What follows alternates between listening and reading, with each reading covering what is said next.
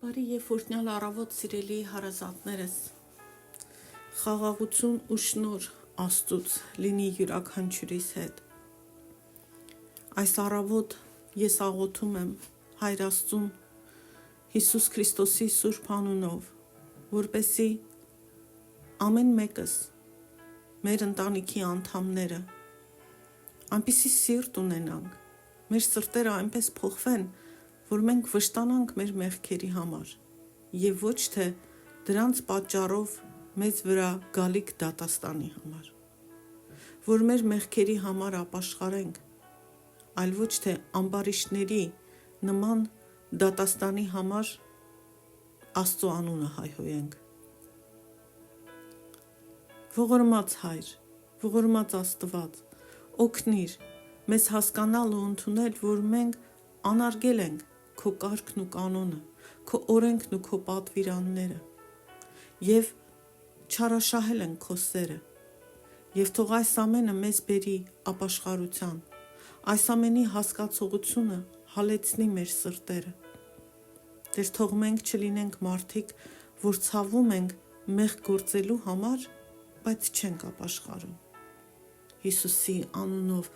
խնդրում եմ, Տեր, հպվի մեր սրտերին, փոխի մեր ընթացքը։ Ամեն։ Հիմա անդրադառնանք Թոմաս Ուոթսոնի ապաշխարության վարդապետության գրքի ընթերցանության ու մեկնության շարունակությանը։ Երեկ ու դրա առաջին օրը խոսել ենք հրատապ ապաշխարության մասին, այսինքն որքան անհրաժեշտ է ապաշխարությունը չհետաձգել եւ այդ հետաձգելու վտանգների մասին։ Ու ասեցինք, որ կան մարդիկ, որոնք ասում են հետո, ասենց կյանքի վերջում, երբ որ ծանր հիվանդ լինեմ, այդ ժամանակ կապաշխարեմ, եւ հեղինակը ասեց, եթե այդպես եք մտածում, ապա այս 4 հարցերին մի հատ պատասխանեք։ Հիմա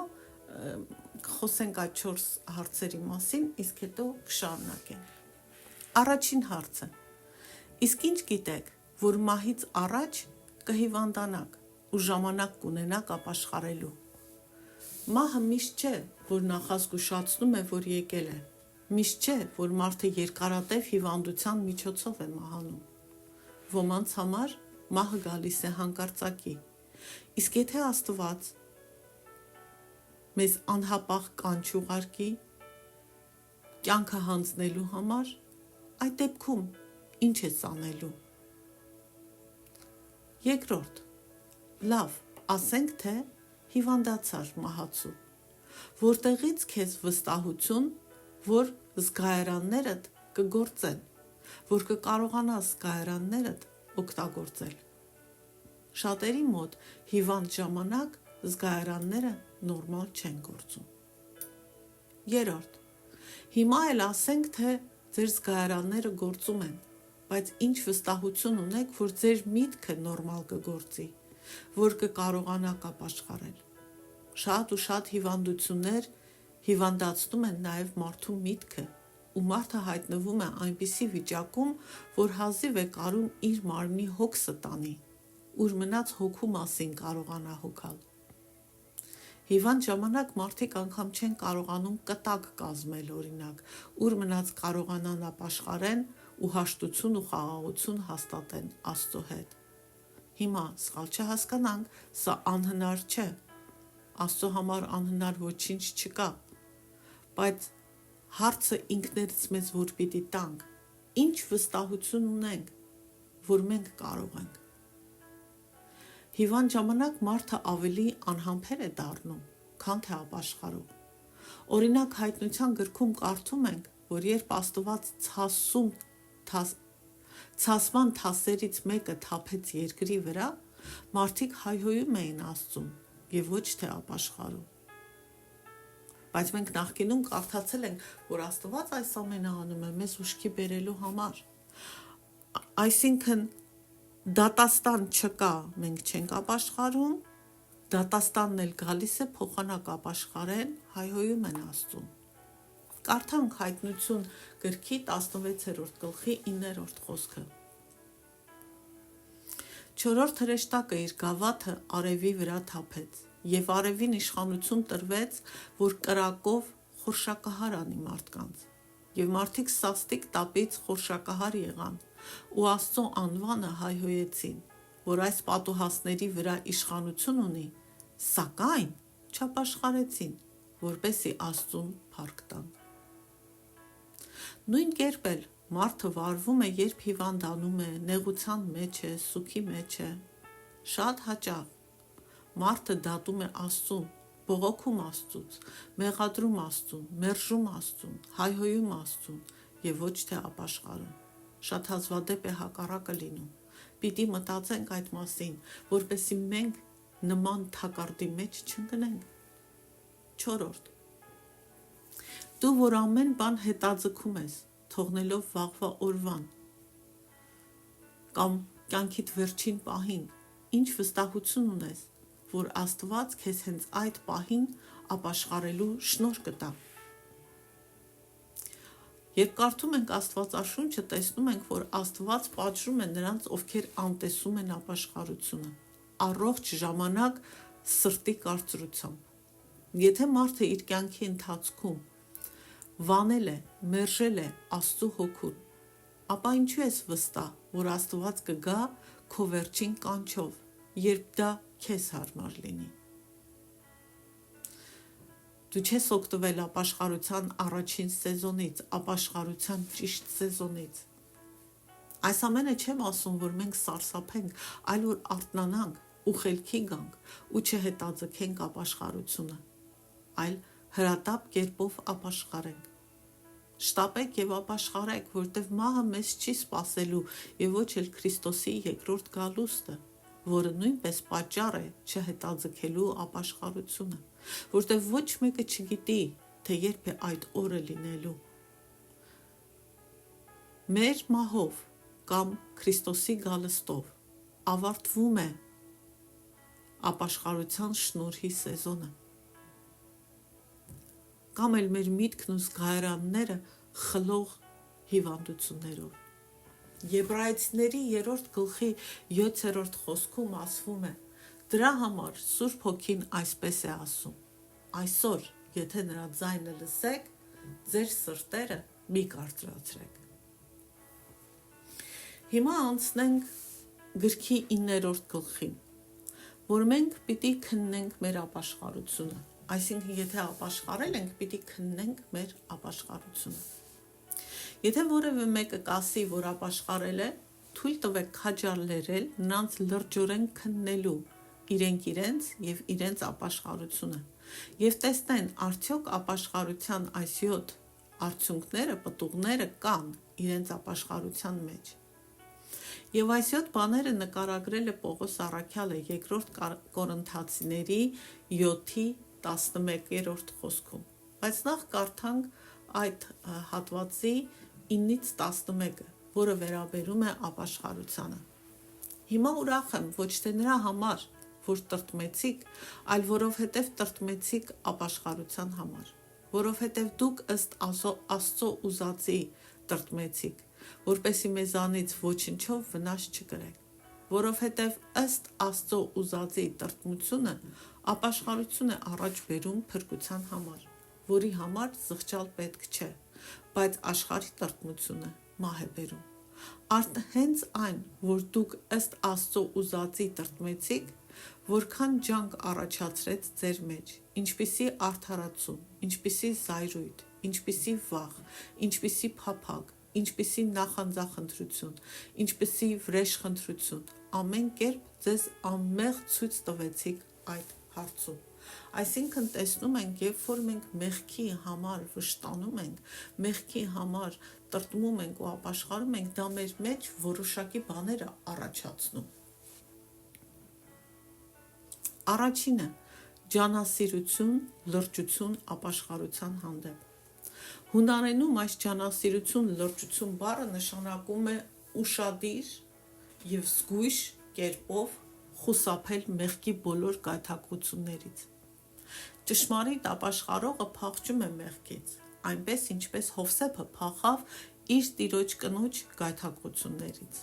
Այսինքն, ջանասիրաբար, լրջորեն դուք փախնում եք ամեն կարգի մեղքից, թե դեպի մեղքն եք գնում։ Երկրորդ, մեր արդարացում ստանալը։ Իմաստը նա է, որ գայթակղությունները կարող են շատ ուժեղ լինել, ու մենք կարող ենք սայթակել ու ընկնել մեղքի մեջ։ Բայց երբ դա տեղի է ունենում, ապաշխարող հոգին թույլ չի տալիս, որ մեղքը աճի ու հաստատվի իր խղճի մեջ ու իր կյանքում։ Այլ նա ինքն իրեն դատում է իր մեղքի համար։ Նա Աստծո առաջ խոստովանում է, ապաշխարում է ու արցունքներ թափում։ Նա Աստծուց ողորմություն է խնդրում Քրիստոսի անունով և չի հեռանում, քանի դեռ չի ստացել իր ներումը։ Այդ ժամանակ մեր խիղճն էլ մաքրվում է մեղքից և կարող եք պաշտպանվել սատանայից, որտեղ ապաշխարել եք ու ներում եք ստացել։ Դու այդպես վարվում ես։ Երրորդ, վրդովմունք։ Նա, ով զղջում է մեղքի համար, զգում է, որ իր հոգին դեմ է մեղքին, լցվում է մեղքի դեմ, ոնց որ բարձրանում է մեղքի դեմ, որպես մի ատելի, զազրելի բան։ Սա մեղքի պատճառով սրտում վրդովված լինելն է։ Ապաշխարողը հիասթափվում է ինքն իրենից, որ մեղքին է տրվել։ Դավիթը օրինակ իրեն անվանում է հիմար ու տգետ կենդանի։ Կարդանք Սաղմոս 73:22-ում. Այն ժամանակ ես հիմար էի և չիմացա, անասունի պես եղա քո առաջ։ Հիմա ես չեմ ասում, որ մենք բառերով մեզ հայհոյենք, բայց սա մեր սիրտն է, որ լցվում է վրդովմունքով մեղքի հանդեպ ու դրդում, որ մենք մեղք չգործենք և ապաշխարենք։ Աստծուն հաճելի է, որ մենք զայրանում ու վրդովում ենք ինքներս մեր դեմ, մեր մեղքի պատճառով, մեղքի դեմ, որտև դա կդրդի մեզ ապաշխարելու և այդ մեղքից ազատվելու։ Այդպես է քո ապաշխարության մեջ։ Չորրորդ, Աստծո երկյուղ, Աստծուց վախ ունենալը։ Փափուկ, մսեղեն, ոչ քարացած սիրտը դողում է։ Ապաշխարողը ճշմարիտ զգում է մեղքի դառնությունը։ Հիմա, որ ապաշխարած մարդը հաշտվել է Աստծո հետ, այդ մարդը չի ցանկանում նորից մեղքի թույնով թունավորվել, ու այդ ապաշխարած մարդը վախենում է երբևէ նորից մոտենալ մեղքին։ Ապաշխարող հոգին լի է առողջ վախով, նա երկյուղ ունի Աստծուց։ Սա ես համարում եմ առողջ վախ։ Նա վախենում է կորցնել Աստծո բարեհաճությունը, որն ավելի լավ է ու թանկ է, քան կյանքը։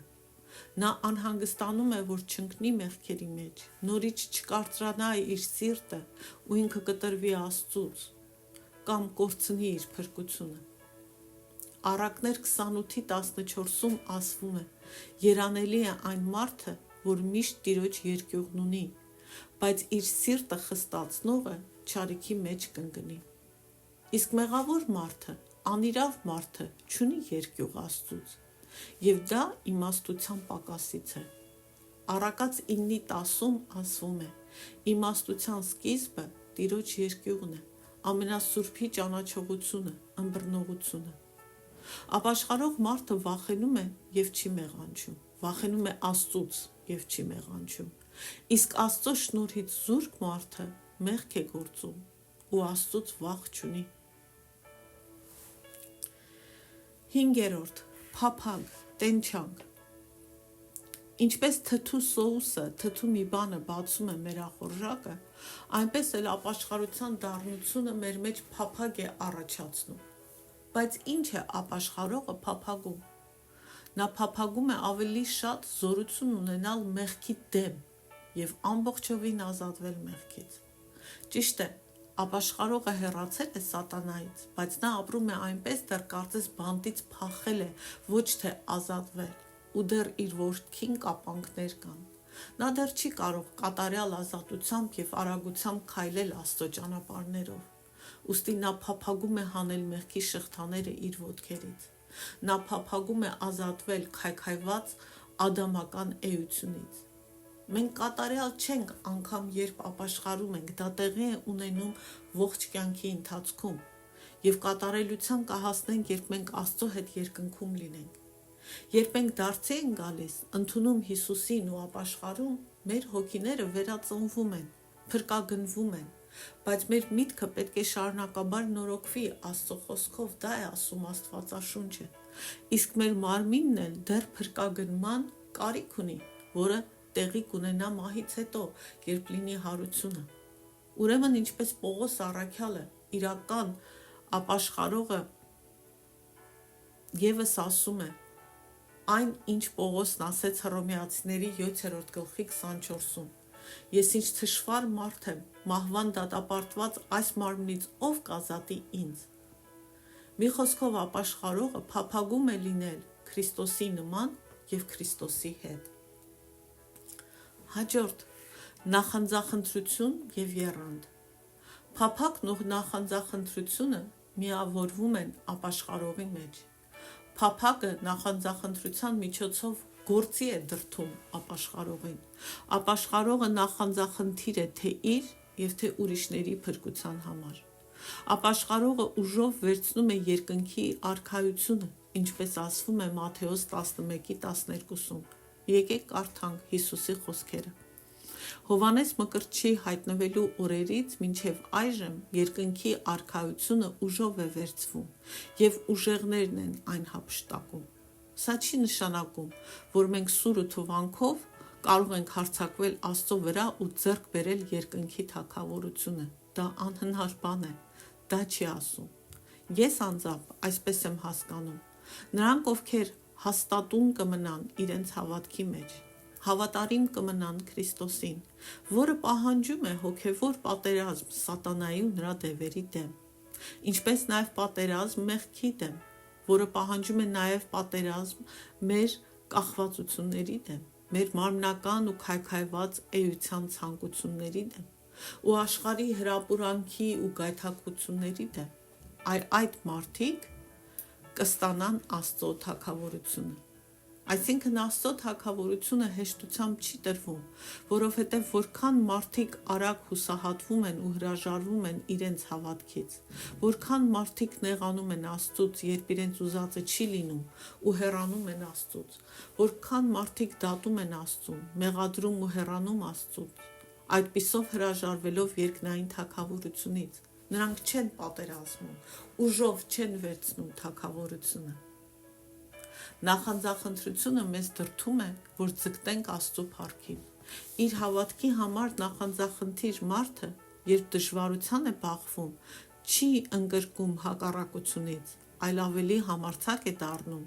ու ինքն է հակառակվում դժվարությանը, խավարին, հիվանդությանը, վտանգին ու ոտնահարում է այդ ամենը Աստծո խոսքով ու հավատով։ Կարդացեք օրինակ Սաղմոս 91-ը ամբողջությամբ, և սա ավելի լավ կհասկանաք։ Նախանձախնդրությունը ստիպում է ապաշխարող հոգուն մնալ մեղքի հանդեպ տրտմության ու վշտի մեջ, որ սիրտը միշտ փափուկ մնա ու չկարծրանա, նույնիսկ երբ հուսահատվում կամ հակառակության է հանդիպում, և կասեի հատկապես այդ ժամանակ։ Նախանձախնդրությունը մարդուն հանում է իր պարփակված վիճակից Աստծո փառքի համար։ Պողոսը նախքան իր դարձի գալը խելքը կորցրածի պես մոլեգարի նման հակառակվում էր Աստծո ժողովրդին, նրանց հալածում։ Կարդանք Գործք Առաքելոց 26:11 խոսքը, որտեղ Պողոսը ինքը իր մասին է ասում. Բոլոր ժողովարաններում շատ անգամներ նրանց պատժելով բռնադատում էին, որ հայհոյեին, և նրանց դեմ առավել ևս մոլեգնելով հալածում էին մինչև օտար քաղաքներ։ Իսկ երբ Պողոս դարձի է գալիս, հիմա էլ ուրիշներն են նրան խելագար ու մոլեգար անվանում, բայց այս անգամ Քրիստոսի պատճառով։ Գործք Առաքելոցի 26-րդ գլխի 24-ում ասվում է. Մինչ Պողոսը այս պատասխանն էր տալիս, Փեստոսը բարձրաձայն ասաց. «Ցնորվում ես, Պողոս, քո բազում գիտելիքները քեզ մոլագարության են տանում»։ Բայց դա նախանձախնդրություն էր Քրիստոսի հանդեպ, Քրիստոսի գործի հանդեպ, Քրիստոսի խոսքի հանդեպ, ոչ թե խելագարություն։ Նախանձախնդրությունը աշխուժացնում է մարդու հոգին և դրդում մարդուն Աստծո գործերը անելու։ Նախանձախնդրությունը հավատքի կրակ է վառում մեր մեջ։ Ինչպես Աստծո հանդեպ երկյուղը սանձ է մեղքի դեմ, այնպես էլ նախանձախնդրությունը խթան է Աստծո գործերը, մեր քրիստոնեական պարտականությունները կատարելու համար։ Եվ 7-րդ. պատժել մեղքը, կարծես վրեժխնդիր լինելով մեղքից։ Իսկական ապաշխարողը իր մեղքերը քամում է սուրբ վրեժխնդրության զգացումով։ Ոչ թե մարդու հանդեպ, մեղքի հանդեպ։ Նա փնտրում է իր մեղքերի մահը, արմատախիլ անելը այդ մեղքերը, ինչպես Սամսոնը վրեժխնդիր եղավ փղշտացիներից իր երկու աչքերի համար, որտեղ հիշում ու հասկանում ենք, որ մեղքը մեր թշնամին է։ Ապաշխարող մարդը իր մեղքերի հետ վերաբերվում է այնպես, ինչպես հրեաները վերաբերվեցին Քրիստոսի հետ։ Այսինքն ապաշխարող մարդը խաչում է իր մեղավոր կրքերը և ցանկությունները։ Գաղատացիս 5:24-ում ասվում է. նրանք, ովքեր Քրիստոսինն են, իրենց մարմինը խաչը հանեցին կրքերով ու ցանկություններով հանդերձ։ Ապաշխարող մարդը չի կերակրում իր մեղքերը։ Օրինակ, եթե խաղամոլ ես, որը շատ տարածված է մեր երկրում, այդ դեպքում դու պետք է չանցնես խաղատան մոտով, մի հատ դռնից ներս նայես, անգամ եթե քո ճանապարհը խաղատան մոտով է անցնելու, դու ոչ պիտի գումար հետդ վերցնես, ոչ կրեդիտ քարտ պիտի վերցնես, որ չկարողանաս ստավկաներ դնել, որ չկարողանաս մասնակցես, որ ինչ-որ կերպով խաղամոլության մեղքին չկերակրես, այլ մի 100-200 մետր հեռու պիտի քայլես, ճանապարհդ փոխես, որ դրա մոտով չանցնես։ Եթե խաղամոլ ընկերներ ունես, բարեկամներ այդպիսի ունես, նրանցից սուփուս հեռու ես մնում, կտրում ես ամեն ինչ, ամեն բան ու ամեն ոգի, որ քեզ այդ մեղքի մեջ կքաշեն։ Սա նշանակում է պատժել մեղքը, չգնալ, ընկերություն չանել այդ մեղքի հետ։ Աստծո իսկական զավակը, եւ դա վերաբերում է ամեն կարգի մեղքի։ Շատակերությանը, կախվածություններին։ Եթե կախվածություն ունես հեռախոսից, կախվածություն ունես, չգիտեմ, ամեն տեսակ։ Աստծո իսկական զավակը մեծ վրեժ է լուծում այն մեղքերից, որոնք ամենից շատ են անարգել Աստծուն։ Դավիթը իր անկողինը պղծեց մեղքով, հետո ապաշխարության արդյունքներով ջրեց իր անկողինը։ Իսրայելը մեղանչել էր կռապաշտությամբ, բայց երբ ապաշխարեցին, Աստված նրանց ասաց, որ պիտի ոչնչացնեն այդ կուռքերը։ Կարդանք Եսայի 39:22 խոսքը։ Այն ժամանակ դու անմաքուր կհամարես քո կուռքերի արծաթապատումը ու քո արձանների ոսկե ձուլվածքը, դու դրանք ցիրուցան կանես դաշտանի շորի պես և դրանց կասես դուրս։ Իսրայելացի կանայք, ովքեր ամեն ժամ փոխում էին իրենց հագուստը ու չարաշահում էին իրենց հայելիները ունայնությամբ, այսինքն անընդհատ զբաղված էին իրենց արտաքինով, ապա վրեժխնդիր լինելով իրենց մեղքի համար և նախանձախնդրությամբ իրենց հայելիներն էին առաջարկում Աստծո խորանի ծառայության համար։ Իրենց հայելիները օգտագործվեցին Աստծո տան գործեր լվացվելու աբսեները սարքելու համար, մի խոսքով դադարեցին օգտագործել ունայնության համար։ Կարդանք Ելից 38:8 խոսքը։ Պղնձե ավազանը ու դրա պղնձե պատվանդանը պատրաստվեց կանանց հայելիներից։ Նույն ձևով կախարդությամբ զբաղվող այն հմայողները, երբ ապաշխարեցին, բերեցին իրենց գրքերը և մեղքի դեմ ցասում ու վրեժխնդրությամբ լցված այրեցին կախարդության գրքերը, երազահանները և նման գրքերը։ Կարդանք Գործ Առաքելոցի 19:19 խոսքը։ Կախարդությամբ զբաղվողներից շատերը բերում էին գրքերը, բոլորի առաջ այրում, հաշվեցին դրանց արժեքը ու տեսան, որ 50,000 արծաթի էր։ Ուշադիր եղեք, ապաշխարող մարդը իրեն մեղքի մեջ քաշած ապրանքի գինը չի անհանգստացնում նրան, այլ անհանգստացնում է Աստծո փառքը, իր փրկությունը։ Ես ձեզ ասել եմ, թե ես իմ տնից որքան նկարներ, զարդեր, արձաններ եւ նման բաներ եմ հանել, որոնց վրա ես շատ գումարներ էի ծախսել, որտեղ ես հասկացել եմ, որ դա մեղք է։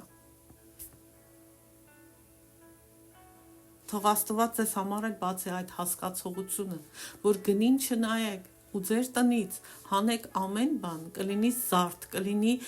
ճաշի սպասք, կոֆեի սպասք, նկարներ, այն ամենը, որ Աստված ասում է, մեղք է, որտեղ դրանք այդ չաստվածներն են, այդ կուռքերն են։ Սրանք իրական ապաշխարության օրհնված պտուղներն ու արդյունքներն են։ Ու եթե մենք կարողանանք դրանք գտնել մեր հոգիներում, ուրեմն մենք հասել ենք մի ապաշխարության, որի համար երբեք չենք սղճա,